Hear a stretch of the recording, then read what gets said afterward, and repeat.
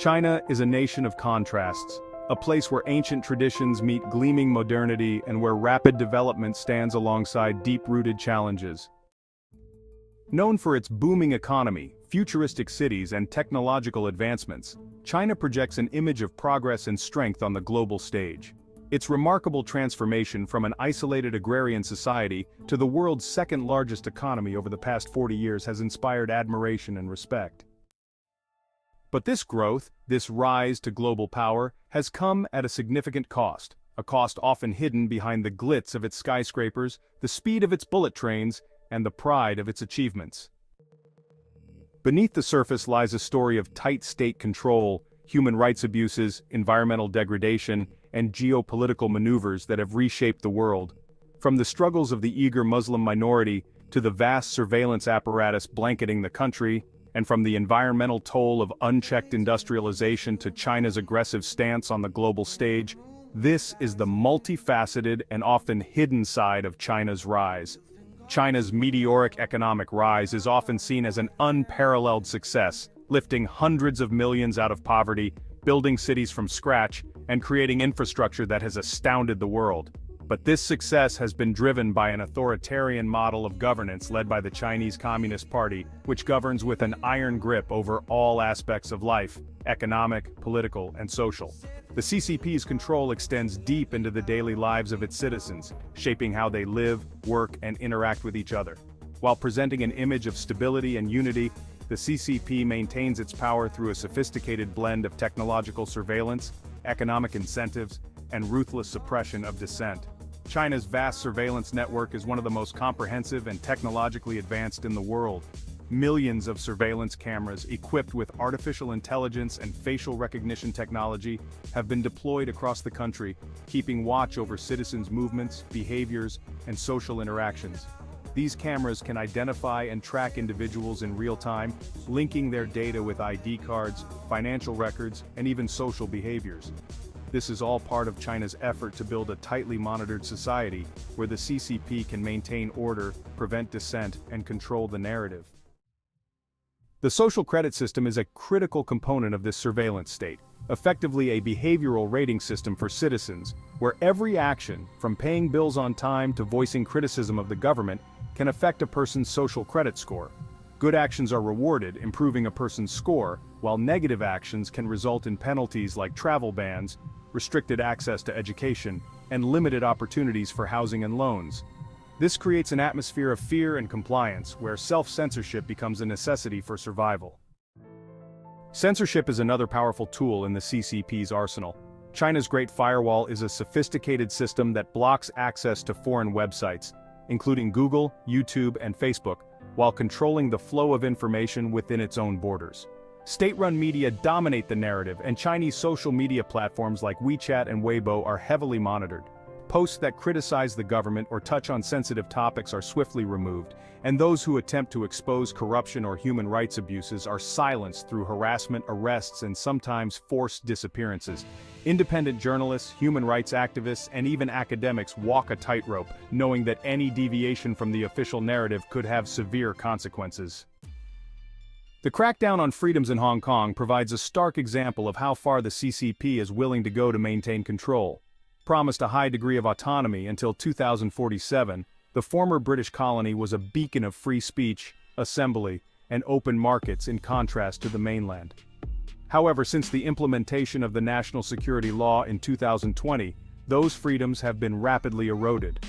The law criminalizes acts of secession, subversion, terrorism, and collusion with foreign forces, all vaguely defined terms that have been used to crack down on pro-democracy activists, journalists, and opposition lawmakers. Mass arrests, forced exiles, and the silencing of dissent have become the norm, signaling the end of Hong Kong's democratic aspirations and its absorption into China's authoritarian fold. Perhaps nowhere is China's human rights record more troubling than in the northwestern region of Xinjiang, home to the Uyghur Muslim minority. The CCP has been accused of carrying out systematic oppression against the Uyghurs, with reports revealing a vast network of detention camps, where over 1 million Uyghurs have been subjected to re-education programs. These camps are characterized by forced labor, indoctrination, and human rights abuses, including reports of torture, sexual violence, and forced sterilizations. China defends its actions as counterterrorism and anti-extremism measures, but the evidence points to a broader attempt to erase Uyghur culture, suppress religious practices, and force assimilation into the Han Chinese majority. The CCP's tight grip over Xinjiang includes blanket surveillance, with checkpoints, facial recognition cameras, and biometric data collection making the region one of the most closely monitored areas in the world. The Tibetan struggle for autonomy and freedom is another chapter in China's history of repression. Since its annexation in 1950, Tibet has been subjected to strict controls over religion, culture, and political dissent. The Dalai Lama, the spiritual leader of the Tibetan people, has lived in exile for decades, while those in Tibet face harsh restrictions on practicing their religion and expressing their cultural identity. Tibetan Buddhism is tightly regulated by the state, and expressions of loyalty to the Dalai Lama are considered acts of subversion. Protests, arrests, and self-immolations have become symbols of the Tibetan struggle, revealing the desperation of a people who see little hope for freedom under CCP rule. Christians, Falun Gong practitioners, and pro-democracy activists also face persecution. Although China's constitution technically allows for religious freedom, the reality is that religious practices are strictly regulated, and only state-approved religious institutions are permitted to operate openly. Underground churches, temples, and independent religious groups are regularly raided, and their leaders are often imprisoned, facing harassment and forced indoctrination. Falun Gong practitioners, in particular, have faced brutal persecution, with reports of torture, forced labor, and even organ harvesting, claims that have been widely condemned by human rights organizations worldwide. China's rapid economic development has lifted hundreds of millions out of poverty, but it has also created sharp inequalities, particularly between the rural and urban populations. The urban-rural divide is a significant challenge, as millions of rural Chinese live in poverty or lack access to quality education, healthcare, and social services. While cities like Beijing, Shanghai, and Shenzhen are beacons of wealth, innovation, and opportunity, the rural interior often feels left behind with minimal infrastructure and limited prospects. This divide has fueled the floating population of migrant workers, millions of people who leave rural areas to work in the industrial hubs of the cities. These workers are often the backbone of China's manufacturing and construction industries, but face exploitative conditions, long hours, low wages, and cramped dormitories. Due to the hukou, household registration system, which ties social benefits to one's place of birth, migrant workers are often denied access to basic services in the cities, effectively making them second-class citizens within their own country. Corruption is a pervasive issue within China's political and economic systems. President Xi Jinping's high-profile anti-corruption campaign has been widely publicized, leading to the purge of thousands of officials from the government, military, and state-owned enterprises. However, many critics argue that these campaigns are often politically motivated, targeting Xi's rivals rather than addressing the systemic nature of corruption. The lack of independent media, judicial oversight, and transparency allows corrupt practices to continue under the surface, leaving citizens with little recourse to challenge abuse or hold officials accountable. The environmental cost of China's industrialization is another critical issue that has far-reaching consequences.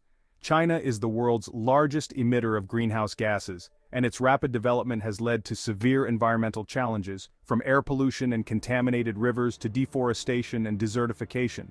The smog-filled air in Beijing and other major cities has become a global symbol of China's environmental problems, while water contamination crises and toxic soil pollution highlight the costs of prioritizing economic growth over sustainability.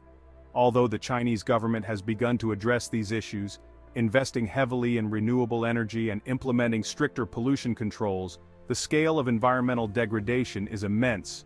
The reliance on coal as a primary energy source continues to be a major hurdle, and the destruction of natural habitats for urban development and agriculture poses a long-term threat to biodiversity.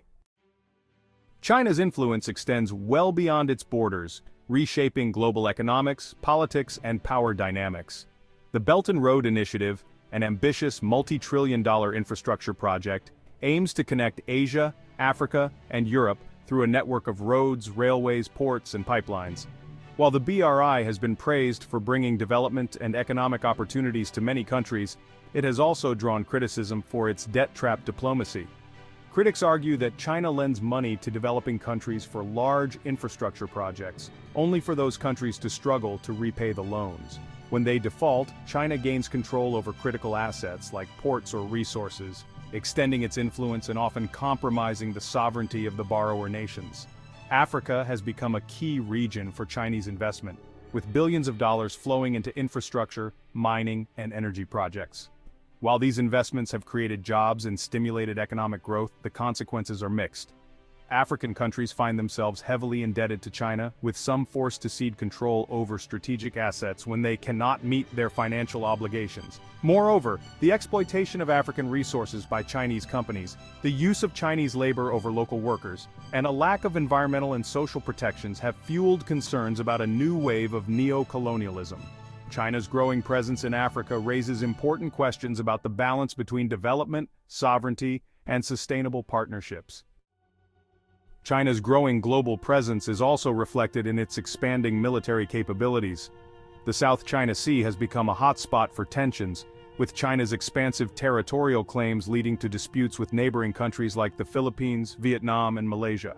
The construction of artificial islands and military installations in the region has provoked confrontations with U.S. naval forces and heightened fears of a potential conflict.